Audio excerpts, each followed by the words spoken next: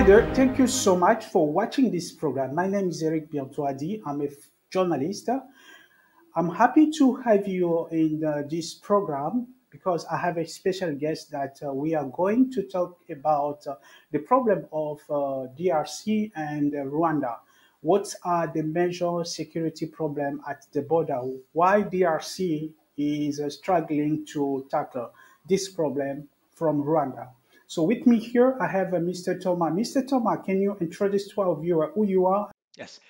Thank you very much, Eric, for the invitation, and thank you for having me. And hello to all the viewers. My name is Professor Thomas Mandrup. I'm an extraordinary associate professor with the Security Institute for Governance and Leadership in Africa at the Stellenbosch University, but also associate professor at the Royal Danish Defence College in Copenhagen. And I've worked with African security governance issues for the last 25, 30 years, and I've been done fieldwork in the Congo for like 10 times since 2004, and worked into followed the conflict over the years. You know more about the Congo security problem. Can you tell us a little bit about, just give us a brief history about what is really the problem in Congo in security side?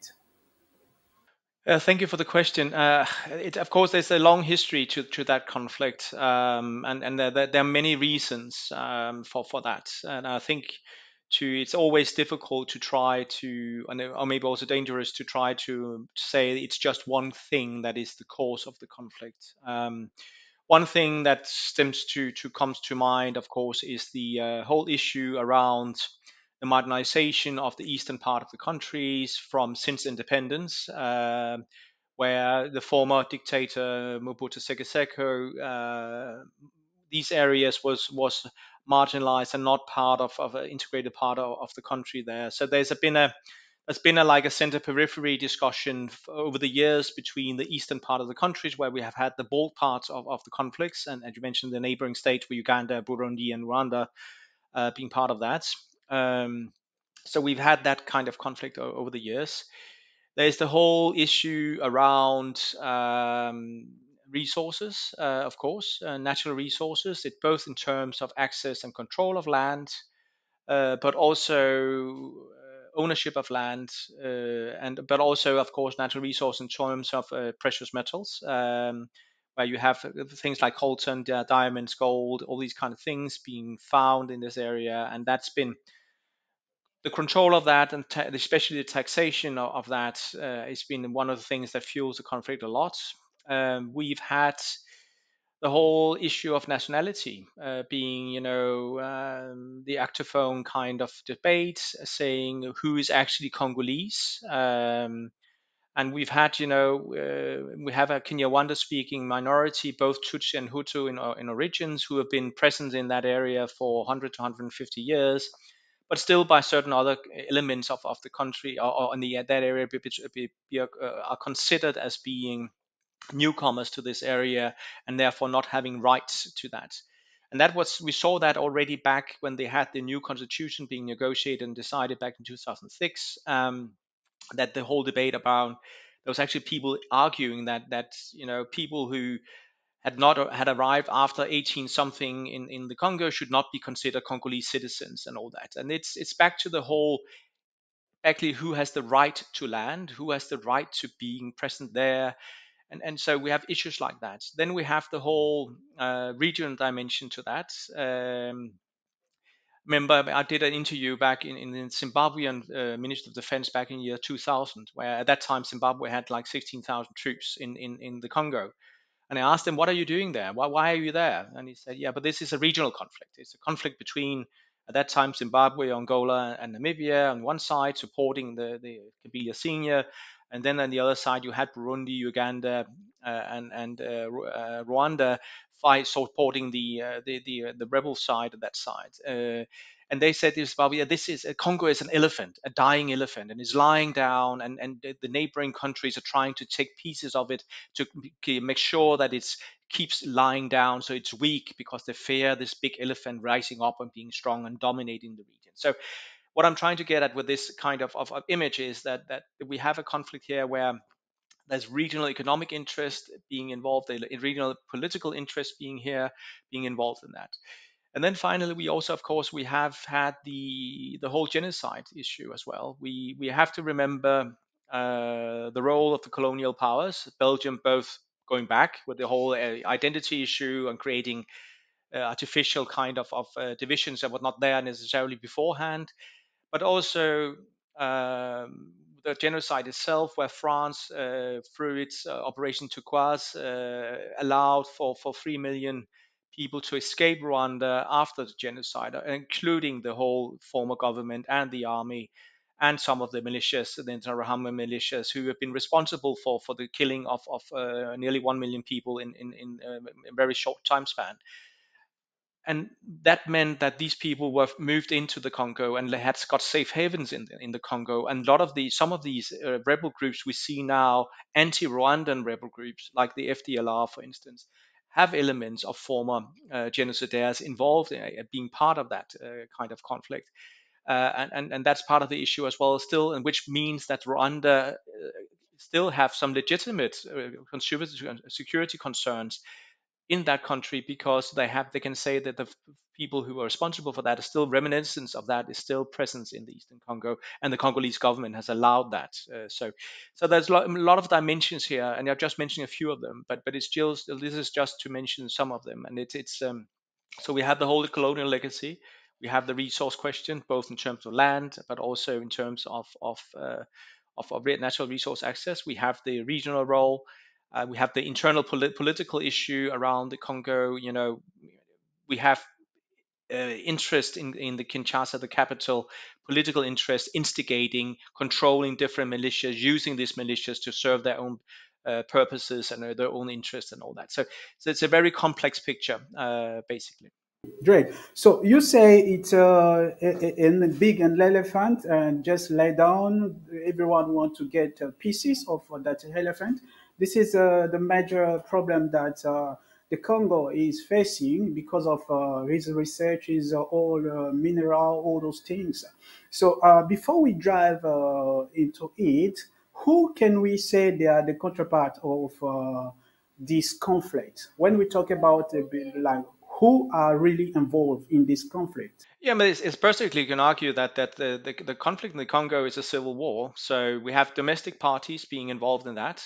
We've had certain elites, the former president Joseph Kabila, the Katanga elite around him. Katanga is one of the provinces in the Congo.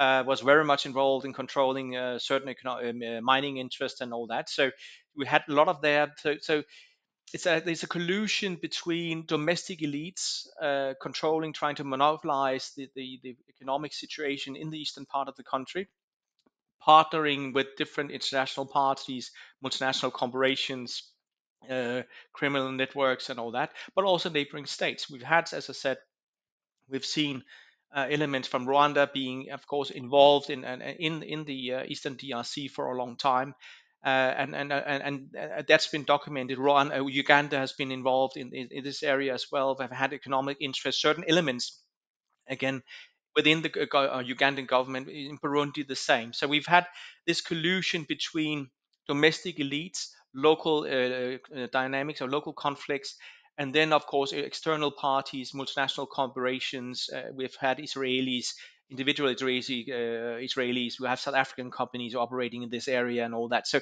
there's a lot of interest here. So it's difficult to pinpoint, say they are the culprits.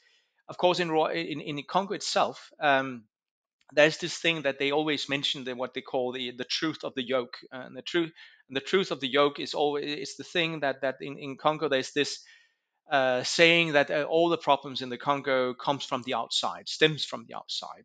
And again, it's also Congolese way of not taking responsibility for the security situation itself, where basically this is also very much a Congolese problem. But the bottom line, of the sad part of this is, of course, is the civilian population in general, whatever ethnic group they belong to, whatever are the victims of the continued conflict and the grievances that still exist.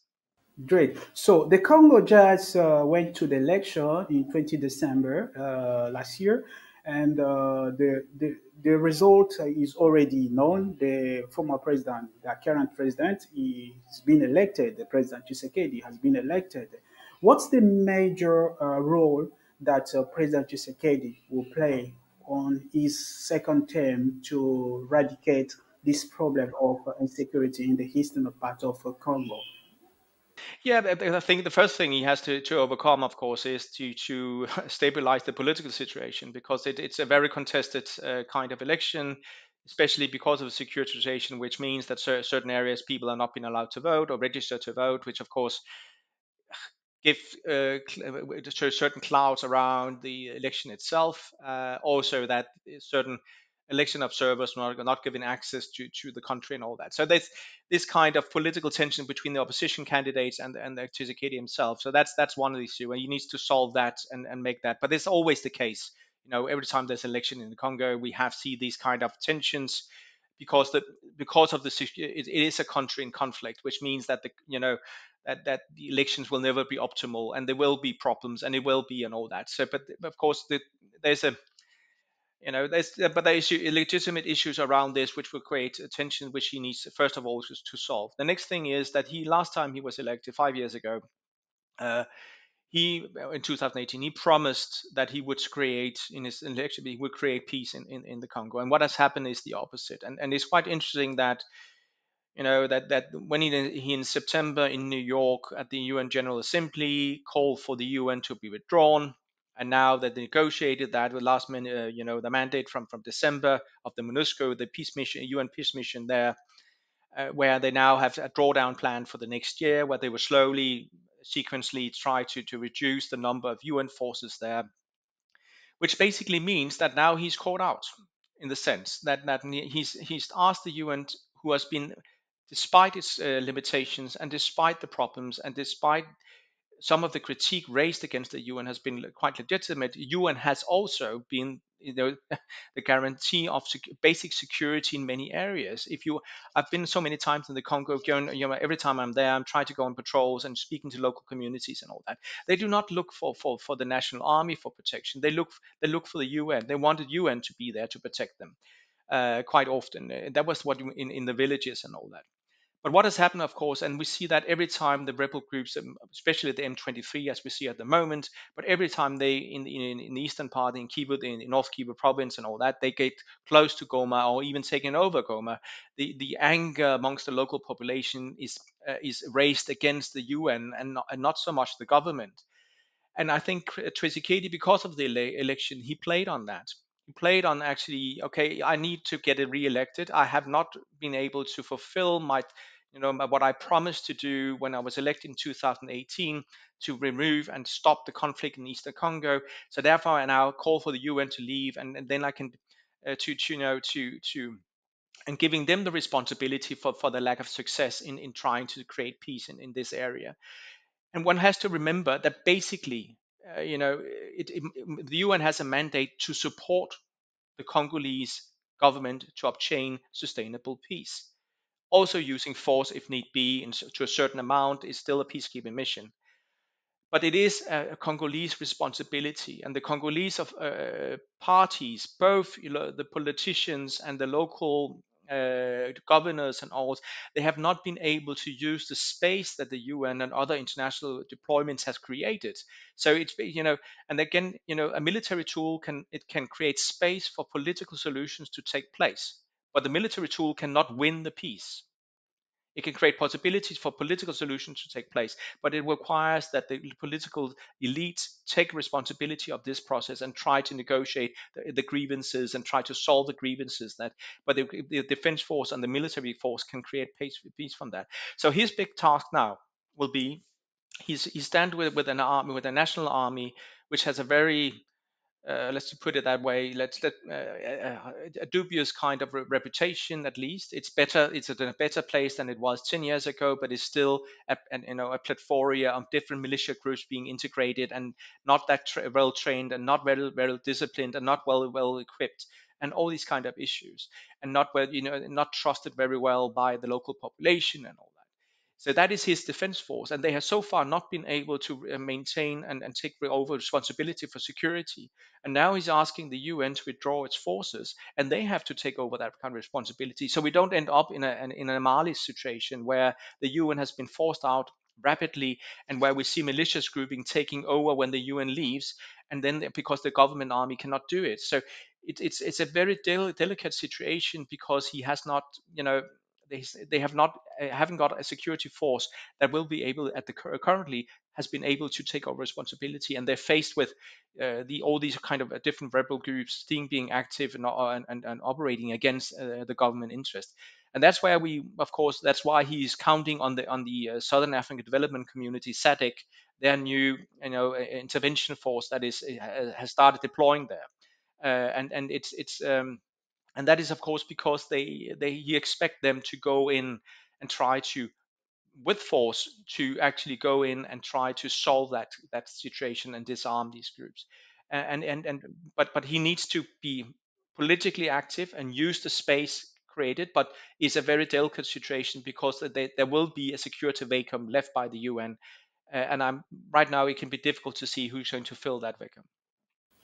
Great. So let us come back to UN mission in Congo. The UN mission Congo has been there for more than 20 years, but some of the civil society and the politicians say that the UN didn't do his mission in the appropriate way. They say you can check, like in Mali, UN was there. The peace has not been there.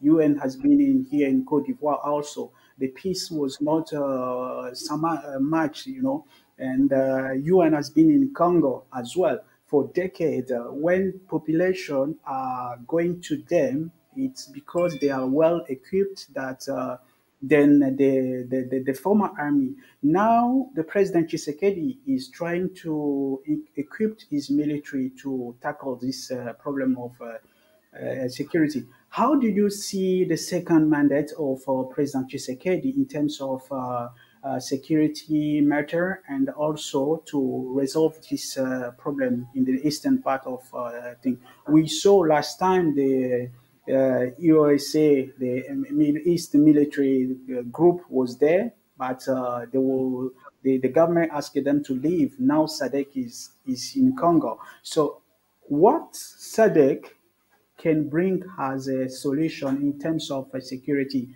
for Congo?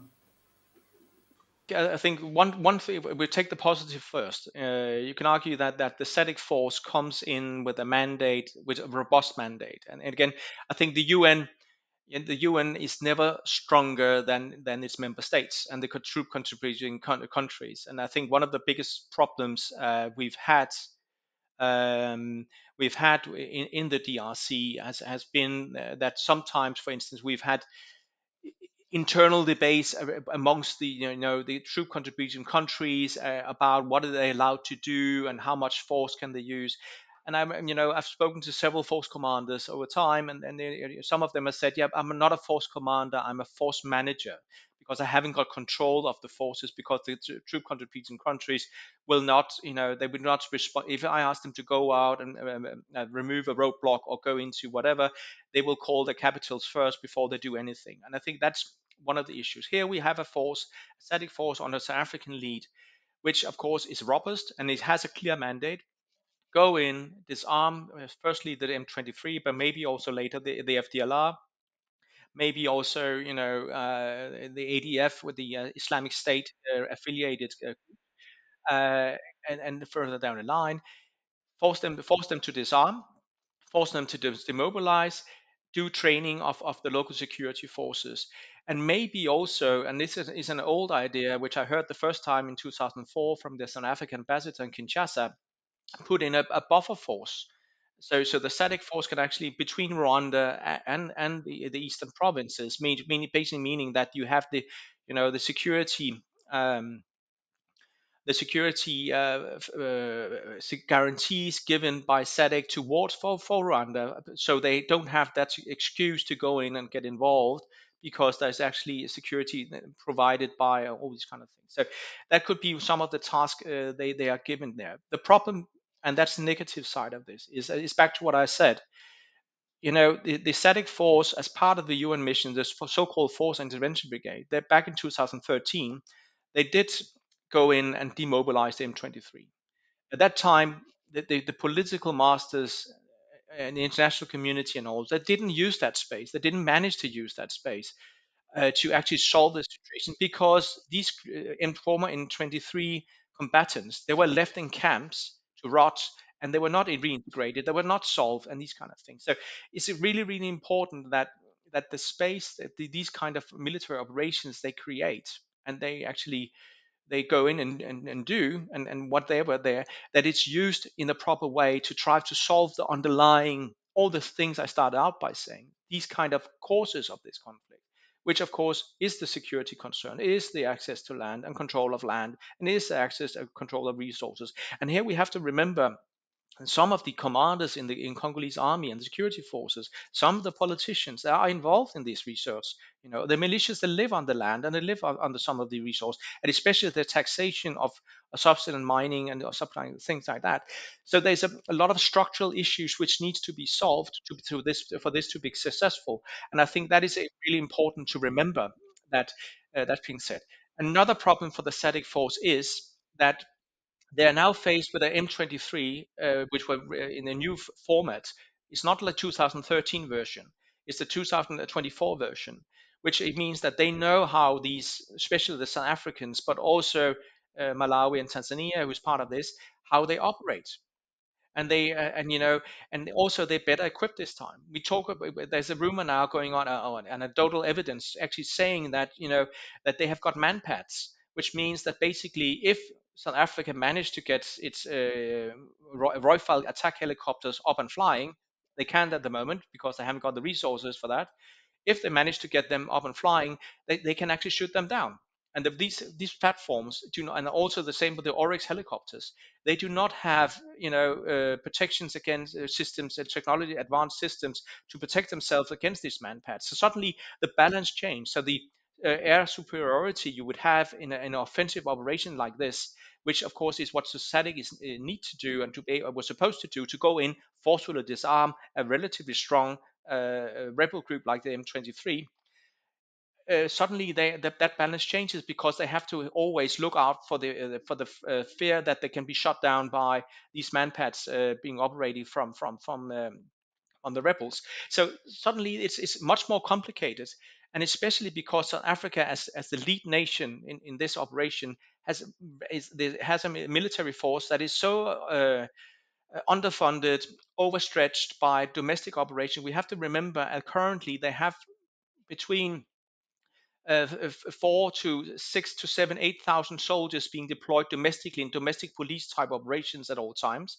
They have 1,500 troops deployed inside, in Mozambique as part of the SADC mission there. They have 1,200 troops already in the UN mission, and now they have to put in forces and equipment and all that into this mission in this SADC mission as well. On top of that, for a force that is already overstretched, where the equipment is not operational and these kind of things. So the risk is, of course, that you just deploy a force there, which is not very capable, and just maybe sit in the camps, or maybe only have limited operational capabilities because it doesn't have the equipment needed to actually go in and be effective. And that is some of the issues here. And we haven't even started talking about the political quagmire they are being deployed, this SADC force is being deployed into, with the increased tensions between, Congo, Tshisekedi's government, and Rwanda, where, Tshisekedi recently called, threatened with war with Rwanda and all these kind of things.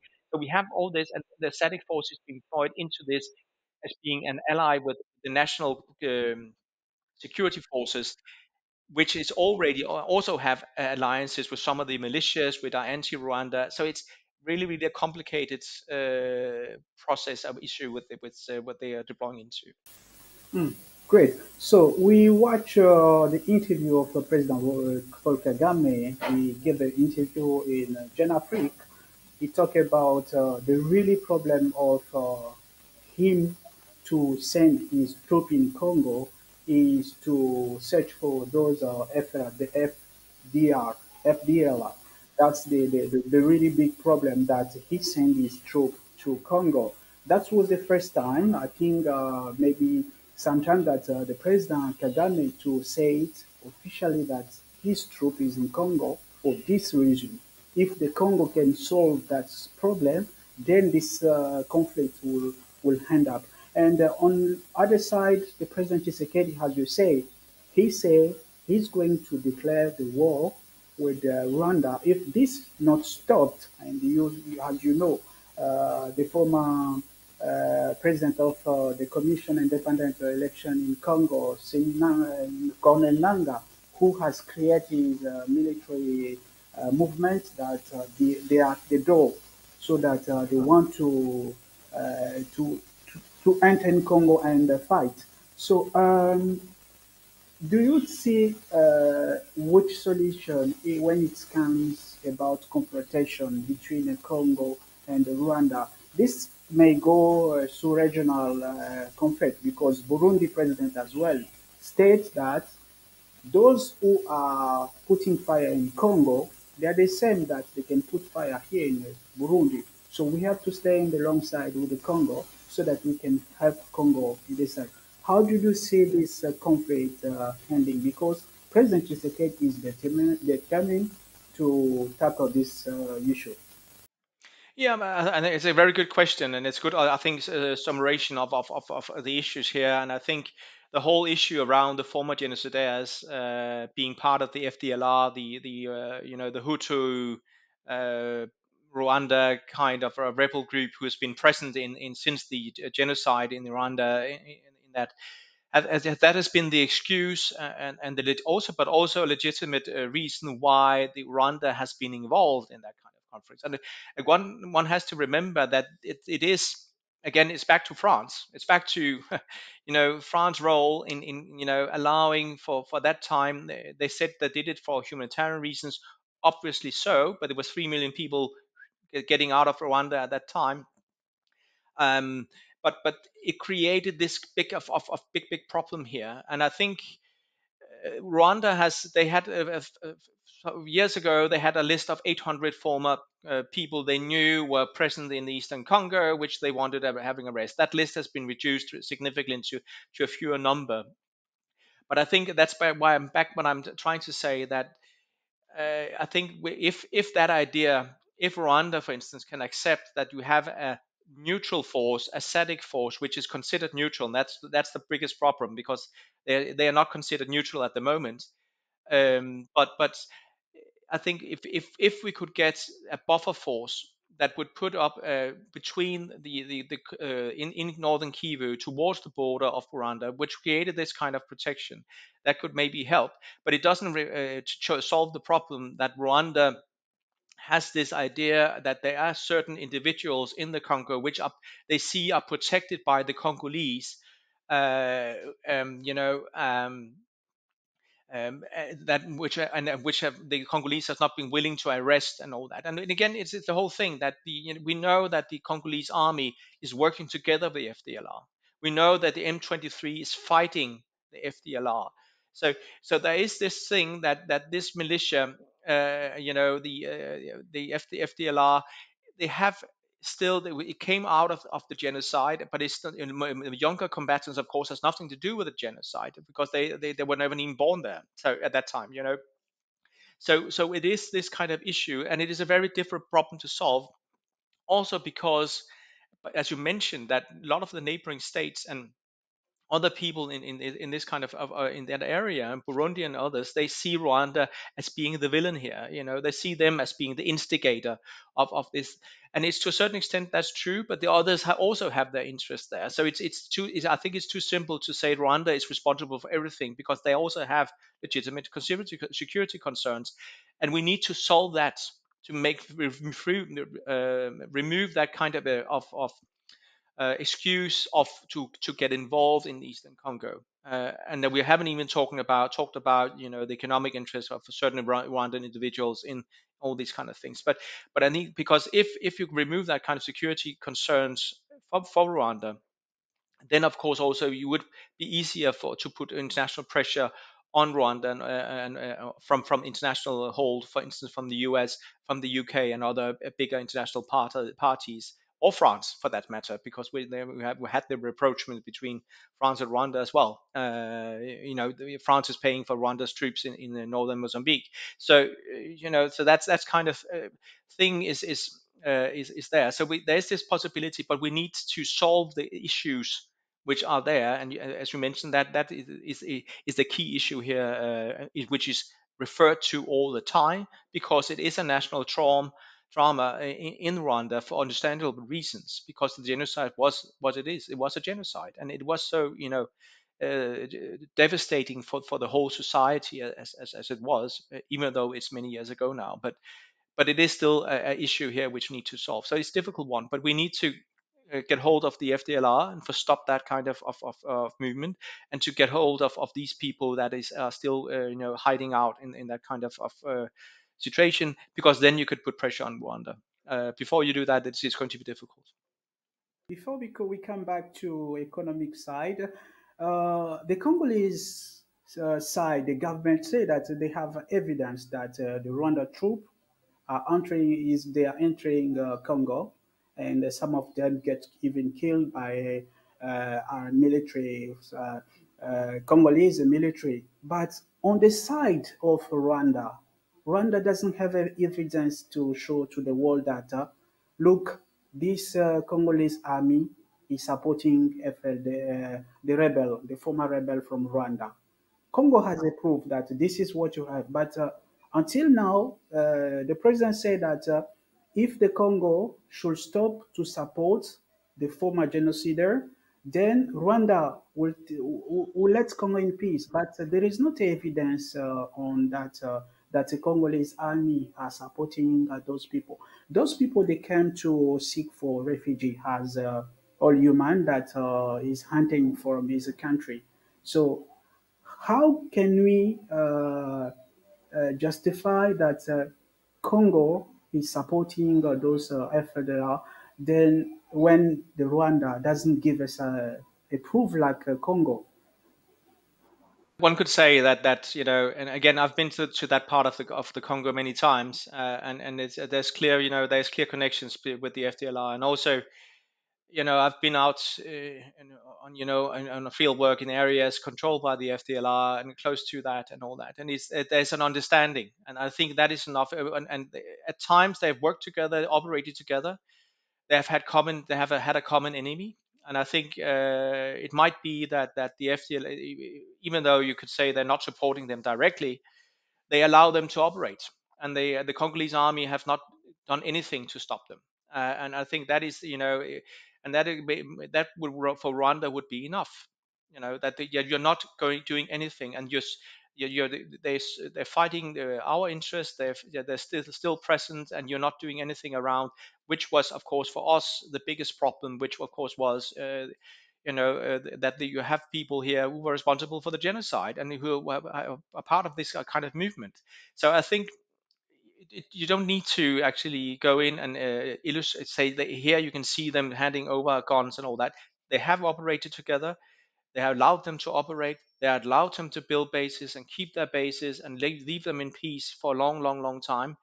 So Congo has used the FDLR indirectly or directly for a long, long time, and I've seen that with my own eyes. And it's so Rwanda has a legitimate cause here, and we need to get that, and Congolese need to take that seriously. So they need also to go in and look at themselves. Okay, we need to get rid of the FDLR and get the FDLR to disarm. Uh, I'm not saying that Rwanda is it's okay what Rwanda is doing, because it is, as it's been highly problematic. And they're part of one of the biggest problems in that part of the country, in the Eastern Congo, and been instigators of many of continued conflicts there for sure. And it's been documented so many times. But we also need to balance that and say, okay, there is actually, because the Congolese has not done anything, and I've basically done nothing to solve the problem with the FDLR. And they've been allowed to operate and be present and these kind of things for a long time, and they even colluded with them and operated together with them, because there's this interest and all that. So it is that, and we need to solve that problem. But again, uh, international pressure on Rwanda, and again the exposure of what they're doing, and try to stop them. But of course, because of the nature of the genocide and because what happened back then, the Rwanda, it is so, they will continue to say this is actually, we are these, as long as this movement is present and is still operating and it is directed against Rwanda, we will see it as our right to actually go in and do something about it, whether we like it or not. But they will argue that kind of, use that kind of argument. So therefore, I think the Congolese need to be able to, need to take responsibility for that and try to stop the FDLR and not use them as they've done so far. And then, of course, the problem is right now that we are in a situation where we have the M23, we have the ADF, we have all the other groups who are also there. And we have a very inefficient, ill-disciplined national security force with personal vested interest from the commanders and all these kind of things. I'm not, there is good commanders, there are good units. I'm not, but in general, there's a problem here with the security forces in the Congo and their role in general. Great. So, in terms of economic side, we know that there was a proof that Rwanda is coming in Congo, getting mineral resource as well, going with the mineral resource. What's the link between the genocidaire and the getting mineral resource and go with it? That has a huge impact in Congo side. That's what Congo say, that is mostly sit down and say that Rwanda, you are getting a lot of resource from us behind this name of FDLR. That from that aspect, then the mineral is going. As you can read, some research say that Rwanda is exporting now a lot of mineral resource, and Rwanda doesn't have those mineral resource. Where are they getting that mineral resource from?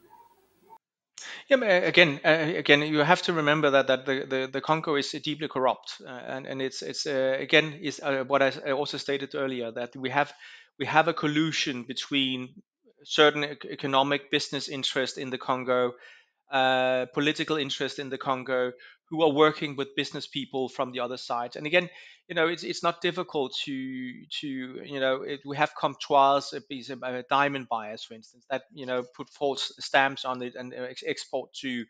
We have flights going to Rwanda, also to Uganda and to Burundi and to other places as well. It's not just Rwanda. One has to remember that. It's many of the other countries that have. So, and again, often in collusion and cooperation with Congolese interests that have, and that's back to the to certain political ministers and interests and politicians who has their private militias that have their own economic interests. So on one hand, they are the governor one or minister A, B, and C, and then on the other hand, they are same time they have a rebel group or a militia that serve their interest and control certain mining interests and all that, or sell the concession rights and getting kickbacks for that and all that. So I think again, I remember there was a few years back, and of course but was this joke that because Congo at that time still was a cash economy, there was the income from mining going from Goma to Kinshasa, and there was a suitcase full of money. And when they went on the plane, the money was there. When the plane arrived in Kinshasa, the suitcase was empty, and no one knew where the money was gone. So what I'm trying to get at is that I think there's some of these issues around the economic transactions and who earns money from this is so entrenched, and it is in Rwanda. Yes, it is, and it's documented so many times, and it's of course highly problematic and all that. But it's also Uganda, and it's also Burundi, and it's also especially economic interest, and it's a long history here.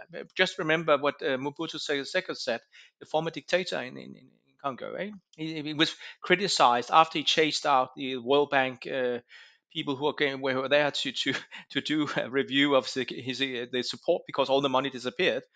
And he chased these accountants out of the country, and the World Bank just continued to pay money to the CAE at the time. And he was they said, yeah, you're so corrupt, and he said, yes, that's true, uh, but to be corrupt you need someone to corrupt you. And what I'm trying to get at is here that I think the net we need to navigate and illustrate and try to highlight and expose especially these kind of networks, because the coltan or the diamonds and the gold is nothing worth to the people digging it up out of of the soil, because you can't eat it. You can't buy weapons. You can turn that into a weapon, but you can sell it to someone that then provides you with food stuff or money, so you can buy weapons or whatever you need instead. So I think it's the networks between the international communities and the multinational companies, and especially corrupt networks, criminal networks operating through neighboring states and also internally in the Congo. And then, of course, and then the local, dynamics. That is what we need to expose, and it's been a big issue. I remember, what really was, I think, 2007 or something. I was on the Congo, where there was this big debate around, that trying to expose international companies, operating inside the Congo and these kind of things. And a lot of debates and a lot of interest going on here, which makes it quite difficult. But one has tried that, and it's not simple, because if you regulate too much, then suddenly the subsistence miners, they will then, of course, they are the ones suffering, because what are they going to live off if they can't sell their things and all these kind of things? So it's sometimes more complicated than just stopping things. Okay, great. So now the Congo is trying to organize is a military to organize the justice. How the security forces, the military, and the strong justice can help President Tshisekedi to take control of all his country. We know that actually there is an internal problem, the opposition that may create a big problem for the government, and also the security side also can benefit from that internal problem. So, what President Tshisekedi should do in this stage to make sure that the country is safe, the safety of a citizen, and goods are safe? Hmm. Yeah, it's a good question, Eric, and thank you for it. And I think actually they have tried for years to have what we call security sector reform. They also have had judicial reforms. They have trained magistrates and wanted to deploy them into the areas, and all these kind of things to try to normalize, to expand the presence of the so-called formal state, or the Congolese state presence also in the areas. And they, of course, again, we have to remember that it's not just bad. Most parts of the Congo is actually working.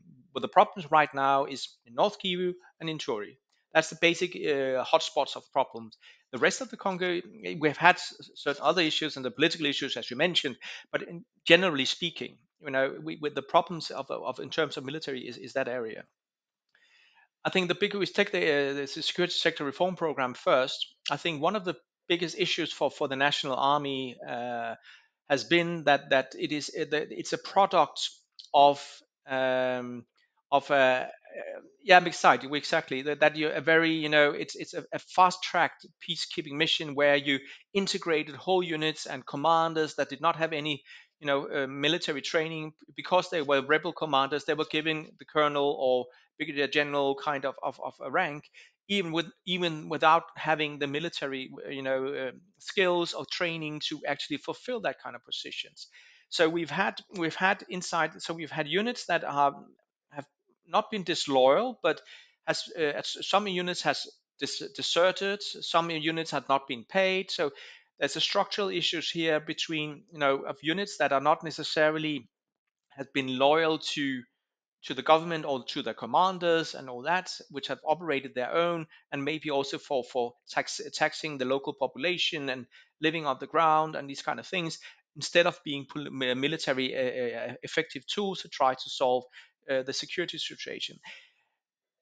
That being said, one of the positive things that is happening now is also that some of these former rebel groups, rebel soldiers, are getting old, and they are being, we see new recruits coming in to be trained into a more modern army, which of course suddenly the old dynamics and the old culture of from these rebel groups are, maybe one could hope, is fading out and being replaced by something new which are more professional.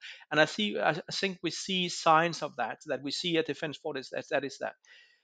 The next problem is the command and control issue. I think we've had a crisis amongst the officer corps, the NCO kind of level, where there's been a big disconnect between the senior commanders, higher level echelons of the military leaders, and then the soldiers on the ground, where we really have had really bad command and control and actually exposure or control of the forces and all that. They've tried to do that by deploying senior generals into the field and not sitting in Kinshasa, these kind of things to reduce that kind of and make more presence more visible on the ground. And one could hope that they will continue doing that, and maybe also because they build a defense college, so that means that you get more better soldiers or officers that have better military training and maybe are capable of running campaigns and planning campaigns, military campaigns and stuff like that.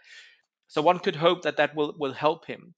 But for Tshisekedi, one of the biggest things and one of the positive things he tried to do was to replace some of the old cronies of the Kabila era, which were loyal to Kabila and all that. And he actually tried to do that and try to replace that with people that maybe are loyal to the Congolese state and maybe to him.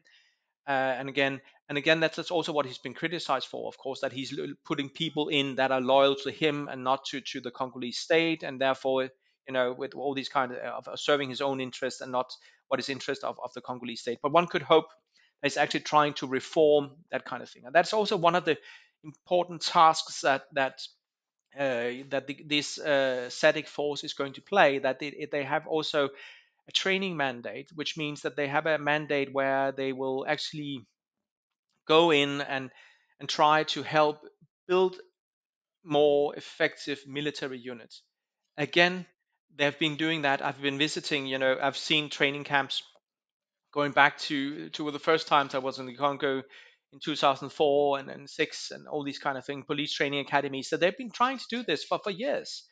But it is if you don't change the culture, which is the way that these forces operate, how they see their tasks, understand that their task is here to protect the civilian population, protect the Congolese constitution as representative of the state, and they're not there for their own certain leaders' interest or their own economic interest and all that. If they do not understand and operate along those lines, it's going to be very difficult to improve the situation.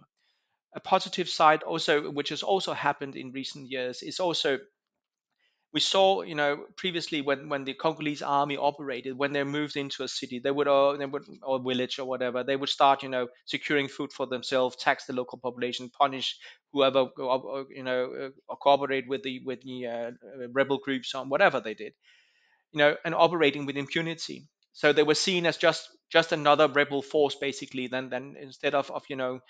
And I think what has happened is that we increasingly have seen that they will have examples. It's not perfect in none any way at all, but they've seen examples of commanders and soldiers being responsible for atrocities towards the civil, being persecuted by the military courts and all that thing. And I think that is actually one has to help and encourage that kind of behavior to secure that the defense force is and the security force in general are seen as something good, because it speaks into a bigger issue which we see in many African states, where the security forces are not seen as a protection of the civilian population against external or threats and all that. They're seen as a source of abuse and a source of oppression, because they have been representing certain economic interests and elites and all that over the years.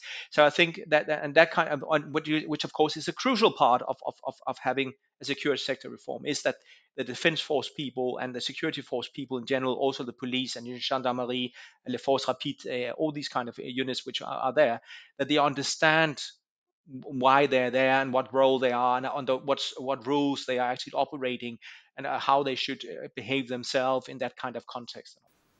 Great.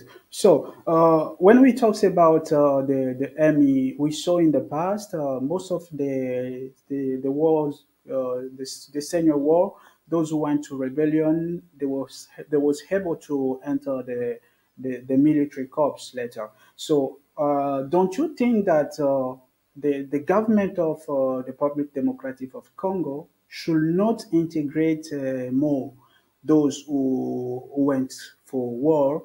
That will avoid more people to go to war than to come getting like a piece of cake, as you say, the elephant is laying down, everyone wants to get a piece of that. Don't you think that the government should be seriously when someone was in the military, he went to rebellion, and he should not reintegrate again the forces? I think everyone learned a lot from for this from this massage process, which of course was a very rapid and not really thought through.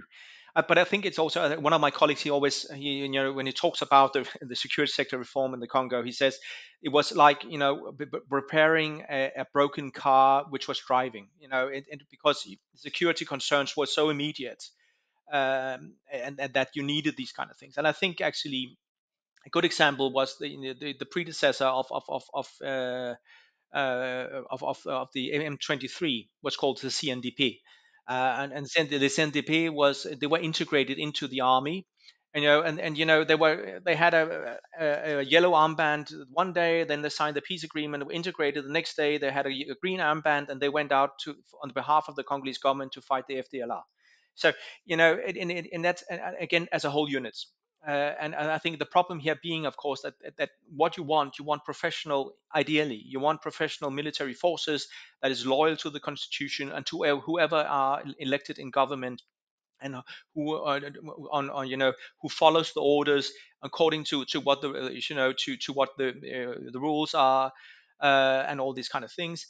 Um, and it's so that is what you ideally want.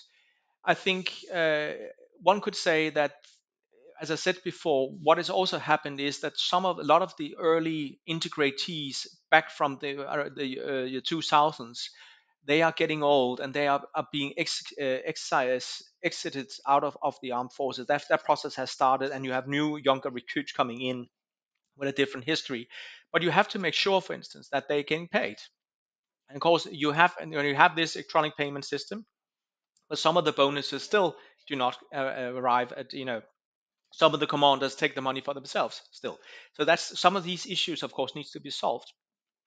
But back to your question, and I haven't forgot it. But the thing about integration, again, integration can, you know, it's if you have M23, why are they there? They are there because, you know, there was a peace agreement when they demobilized and they were defeated back in 2013. Certain promises was also made about, you know, security guarantees and all these kind of to the Kinyarwanda speaking minorities in these areas and all these kind of things. And the impression of this is amongst these is that they have been targeted, and then these promises have not been delivered by the Congolese government.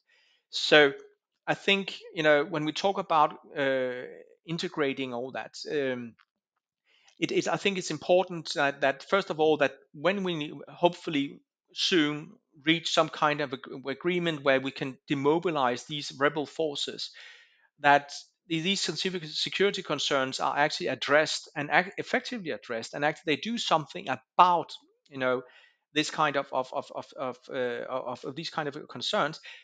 Then one can say, should they be integrated? They should not be integrated like we know with the Mexage, but maybe some of them, if you do what you sometimes do in the security sector reform, where you actually spread out the units and you resynthesize, you retrain them and distribute them all over the army in different units, and not in groups or of whole units of 100 or whatever, but they spread them out.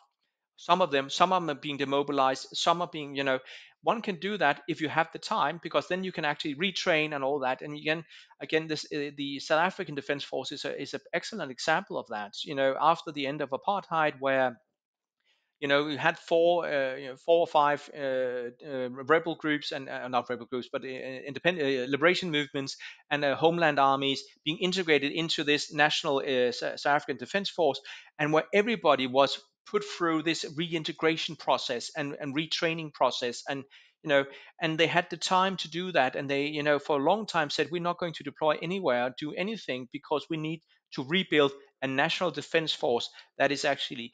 So one could look at that type of processes if the option is that we cannot demobilize, you know, if we demobilize these former combatants, they will, because we demobilize them into a economic hardship or whatever, so they will catch up and grab arms against, because they have no other opportunities to survive. Because we also have to remember, why is it that people are involved in this? Yeah, there could be ideological issues, there can be whatever they are, but quite often is also it's because it's the last option they have to actually survive. So it's a way of survival that actually directs these kind of issues. And I think we sometimes we need to look at that and say, okay, how can we, because if we just demobilize 2,000 former combatants into until unemployment and insecurity and just being idle, we all know what happened with young men that have knowledge of weapons and all these kind of things that are demobilized into a situation of hardship. So that is also very dangerous for society. So one has to look at models where we can say, how can we find a model where we secure that we don't end up in a CNDP scenario again, uh, where whole units and they desert and create a new rebel army or whatever.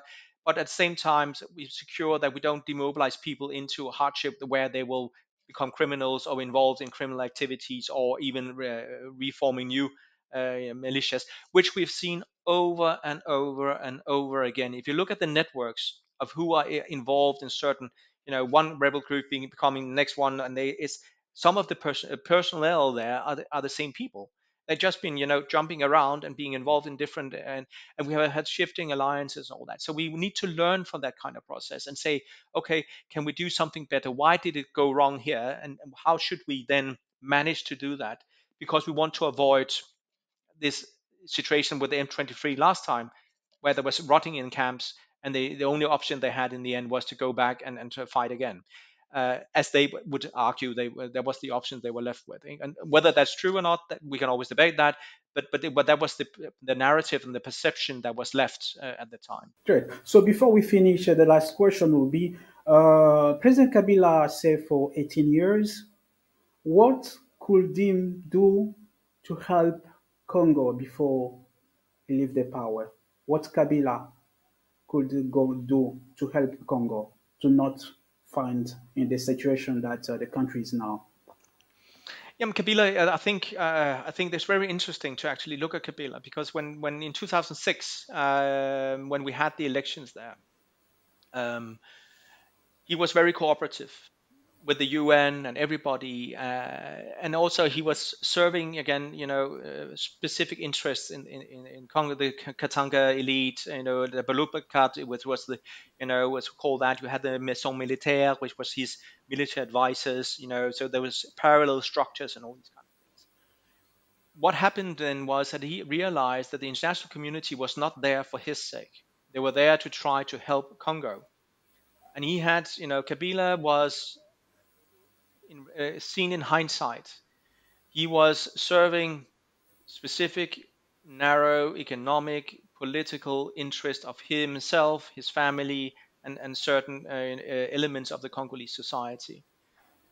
And that has been extremely damaging for, for the whole, for the development, because he never, then he started, what we saw was that suddenly, all the reform proposals in suddenly the law for the police was lying in parliament for 5 years, not being processed, because the law of the army, being lying in parliament, not being decided. The whole, you talked about the judiciary, the whole, judiciary law was delayed and delayed and delayed and all that. So we had this thing where suddenly the reform programs and where the whole framework documents of a modern state that were supposed to create the framework for modern institutions, whether it be the judiciary or the police force and all these kind of things, was delayed and was worked against and all that. Of course, this speaks also to what we call normally in development terms, talking about ownership, local ownership. That there was a discrepancy between what was the interests of what was it that the Congolese elites wanted and what the international community wanted, and they did not see eye to eye, and therefore things were not very effective. And it was not just the Congolese fault; it was also the international community's fault, because they often have it bad reading of what the Congolese wanted, but also, or insufficient, not bad reading, insufficient reading of understanding of the Congolese context. But it was also something to do about insufficient understanding of what is realistic for the Congolese with limited capacity to actually to implement. So when you wanted to do partnership and you asked the Congolese to deliver half of whatever program, and you ask the police service to do that without they having the necessary knowledge and capability to do that, it was actually it was going to fail because they were never going to be able to. And then you're going to report, you could criticize. But that was during Kabila's tenure that that all these things happened, and it was also because he actually. That was also when he started talking about he wanted the UN out and all these kind of things. So he was actually instigating and involved in a lot of these parallel structures that actually served specific economic and political interest in the country. And that has been very damaging for the whole process, unfortunately. And he's, of course, still in the background. Of course, some of the people have, they have been removed, but they still, some of them are still around, and they still play a certain role. And Tshisekedi knows that, and he actually the thing that he broke that political alliance 2 years back or 3 years back, how many years is now? I think it was 2021. With that, with Kabila's parties and all that, which of course a sign of strength and actually a good thing for the country as such. So one could hope that was the end of that, but I think they're still around, and one has to be always wary of that fact if you're a political leader in Kinshasa. Yeah, I think actually there's options here, possibilities. Now he's, of course, on the positive side, he has this SADC force. If that SADC force is by the political masters in Gaborone, in SADC's headquarters, and by especially South Africa, is giving the tools to actually be efficient. And if they manage to get a dialogue and get a good process with Rwanda, there's a possibility, of course, to solve this. But it requires a genuine, and I think I will stress this, a genuine attempt to try to solve some of all the issues we've been talking about for the last hour. That you actually go in political, because this is a political issue. This is nothing. It's not a. It's also a military issue right now. It's a security issue right now. But bottom line is that this is a political, developmental kind of issue which needs to be addressed. And you need to, and that goes back to Kinshasa. It goes back to the political actors there, that you have to have a critical look and say, okay, do we want to solve this issue in Eastern Congo? We also have to clamp down on the people who are involved in keeping the pot boiling because it serves their interest. Because we have to remember that there is some people here also in the Congo who has who have interest in that this keep boiling, because it's an access to resources and access to income, and so it serves their interest, so to speak, and all that. So he needs to navigate that political minefield of these actors, which are some of them are his allies, and some of them is part of him himself.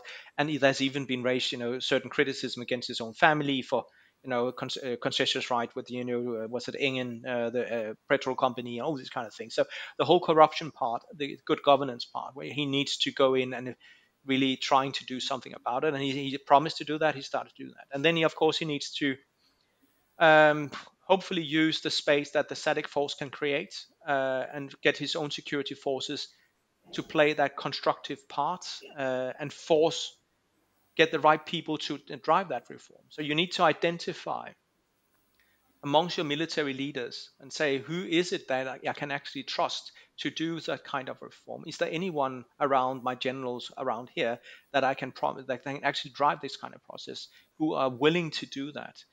And he will know that better. But that could, of course, this is a dangerous play, because we all know, we have seen what happens in West Africa at the moment with the coups and all these kind of things. When you start meddling too much with the military leaders and remove their access to power and all that, so it's a very dangerous, delicate thing that he needs to play. But that is what needs to be done, because again, Congo has all the potential in the world to become a great nation, a great state, economic prosper, all with all these kind of things. But you need good, you need peace, and you need stability, and you need good governance, and making sure that the large income of the country goes in the right coffers and be used for the benefit of the whole state and the society, and for its citizens there. And I think that is his biggest task. And I think it's not going to happen in 5 years, because Congo comes from scrap, basically from the bottom, and it needs to build everything up again, and it will take time. And hopefully we'll get that time, and hopefully he will be the man that can actually do that and be willing to do that. Mhm. And again, I last time I was with the Congo, I spoke to one of my interpreters and all that, and he said, he was my age, the late 40s, early 50s, and all that. He said, "Yeah, I've given up for my generation, maybe even for my sons. But I hope my son's sons maybe can experience something better. I'm hopefully for that, but I have given up for my own generation." So hopefully he's wrong, and there's possibilities there. But I think it is a difficult and very sad situation we see right now. But hopefully we go in. But again, the UN is leaving. If he does not fill out that security vacuum, things can go really, really wrong. And that's also a scenario we have to look into. Mr. Thomas, thank you so much for all those words. I thank you, and I hope to have you next time for more show Yeah. regarding Congo. Thank you, Thank you my very much, friend. Eric. Yeah, thank you, Eric. Thank you for having me, and thank you to the viewers as well. Thank you very much. Thank Have a you. wonderful day further. Thank you. Dear viewer, thank you so much for watching this program. You listen what Mr. Thomas said about the Congo. Congo has the potential to become a great country. So we hope that we will see you next time. Share and subscribe for our program. Thank you so much and see you then.